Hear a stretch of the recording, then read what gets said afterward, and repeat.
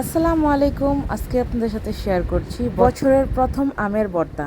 সবাই মিলে আমের ভর্তা বানানো খাওয়া এগুলোই অনেক মজা। চলুন দেখা যাক সবাই মিলে কি কি মজা করলাম। প্রথমে আমটা ছিলে নিয়েছি, তারপর আমগুলোকে ভালোভাবে গ্রেড করে নিয়েছি। অনেকগুলো আম ছিল, গ্রেড করতে অনেক কষ্ট হয়েছে। তারপর দুইটা বোম্বাই মরিচ দিয়ে এই ভর্তাটা বানানো হয়েছে। এখানে দিয়ে দিলাম তেঁতুল এবং কাসুন্দি অনেকটাই দেওয়া হয়েছে। প্রথমে তেঁতুল এবং কাসুন্দিগুলোকে ভালোভাবে মিক্স করে নিয়েছি। তারপর লবণ দিয়ে সবগুলোকে ভালোভাবে মিক্স করে মাখার সময় এত লোভনীয় লাগছে যে খাবার জল এসে যাচ্ছে মুখে।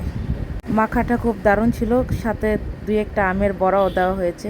চলুন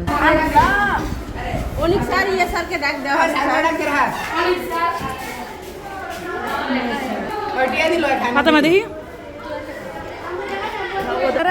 কেমন খাও মুখে দাও।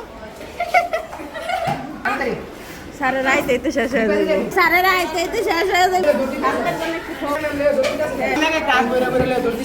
সবাই নতুন